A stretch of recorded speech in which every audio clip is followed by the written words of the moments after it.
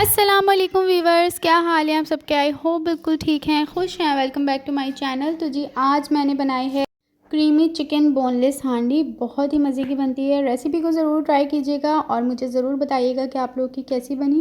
تو ریسیپی کو جو ہے اسٹارٹ کرتے ہیں۔ یہاں پہ میں نے چکن کے جو ہے اس طرح سے کیوبس کر لیے ہیں، بڑے بڑے سائز کے۔ ساتھ میں نے یہاں پہ تھوڑے سے ٹماٹر لیے ہیں، 3 میں نے ٹماٹر لے لیے ہیں۔ ایک میں نے بڑے سائز کے پیاز لیے، اس طرح سے موٹی موٹی سی کٹنگ کر لی ہے، اور 3-4 ہری مرچ لے کے اس کو میں گرائنڈ کر لوں گی۔ اور اگر آپ کے پاس لہسن ہو ثابت تو آپ وہ بھی ڈال سکتے ہیں، میں نے فی الحال پسا ہوا ہی لیا تھا۔ تو یہاں پر میں نے جو ہے تھوڑا سا پتیلی میں آئل ڈال دیا ہے۔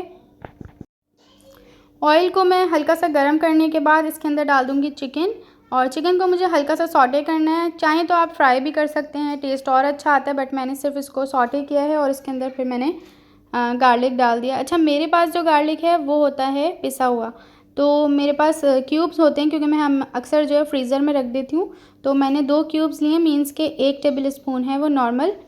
تو اگر آپ چاہیں تو اس کو پسا ہوا یا پھر ایک ساتھ بھی پیس سکتے ہیں، جیسے ہمارے پاس ٹماٹر کا پیسٹ ہے۔ تو یہاں پہ میں نے ڈال دیا ہے اس کے اندر ٹماٹر اور پیاز اور ہری مرچ کا پیسٹ، اور ساتھ میں نے 2 کیوب گارلک کے ڈال دیے ہیں۔ یہ جنجر گارلک کا پیسٹ ہے، اور اس کو اب میں اچھے سے بھون لوں گی بالکل۔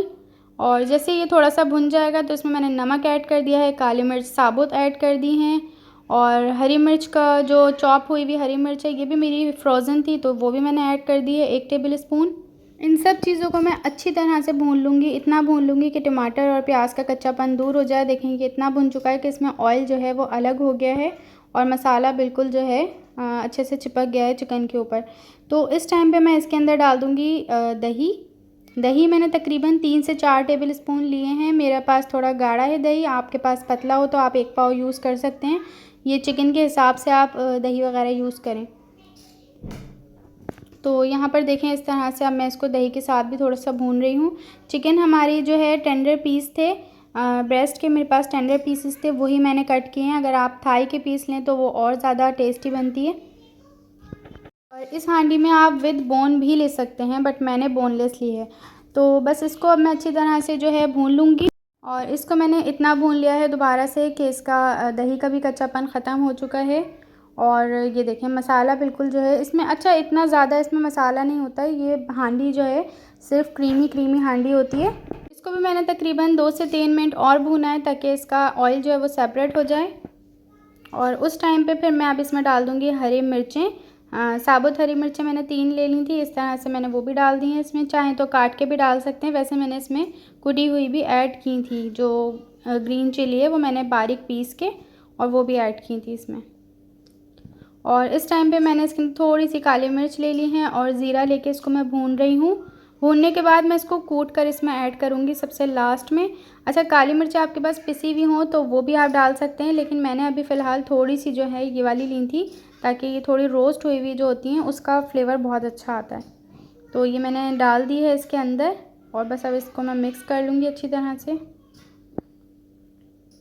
اور یہ میں نے چولہا بند کر دیا ہے، اب میں نے اس میں مکس کیا۔ اچھا، کریم میں نے ابھی اس میں ایڈ نہیں کی ہے، کریم میں تقریباً تھوڑا سا یہ ٹھنڈا ہو جائے اس کے بعد میں ایڈ کروں گی۔ تو یہ دیکھیں تھوڑا سا ٹھنڈا ہو چکا ہے، میں نے پک والوں کی کریم لے لی ہے، یہ میں ½ پیکٹ یوز کر رہی ہوں۔ تو یہ دیکھیں یہ میں نے کوکنگ کریم ایڈ کر دی ہے، اور یہ چولہا اس ٹائم میرا بند تھا، اب میں نے اس کا چولہا دوبارہ سے آن کیا ہے، اور اب جو ہے اب ہم اس کو تھوڑا سا پکا لیں گے تاکہ کریم کا بھی کچا پن ختم ہو جائے۔ اور اس ٹائم پہ نمک وغیرہ آپ ٹیسٹ کر سکتے ہیں، جتنا آپ کو ضرورت ہو وہ آپ ڈال لیں۔ تو بس یہ ریڈی ہو چکی ہے ہانڈی ہماری۔ 2-3 منٹ میں نے کریم ڈالنے کے بعد اس کو اور پکایا ہے، اور اس کا آئل دیکھیں اوپر آنا سٹارٹ ہو چکا ہے، تو بس یہ ریڈی ہے۔ اچھا، کریم ڈالنے کے بعد آپ اس کے اندر کچھ بھی ایڈ نہیں کریں، اس سے پہلے ایڈ کریں گے تو کلر آپ کا صحیح رہے گا، ورنہ اگر آپ بعد میں کالی مرچ وغیرہ ڈالیں گے تو پھر اس کا کلر پہ تھوڑا ڈارک سا ہو جاتا ہے۔ تو یہ ہو چکی ہے ریڈی، اور بہت ہی مزے کی ہانڈی بنی تھی، بہت ٹیسٹی بنتی ہے۔ ریسیپی کو ضرور واچ کیجیے گا اور ٹرائی بھی کیجیے گا۔ تو چلیے جی ویڈیو کو اینڈ کرتے ہیں۔ اگر ویڈیو پسند آئی ہو تو اسے لائک کریں، چینل کو سبسکرائب کر دیں، ویڈیوز کو اپنے فرینڈز اینڈ فیملی میں شیئر کریں تاکہ میری آنے والی اچھی سی ویڈیوز آپ سب کو ملتی رہیں۔ تو چلیں جی، انشاءاللہ ملتے ہیں نیکسٹ ویڈیو کے ساتھ۔ اللہ حافظ۔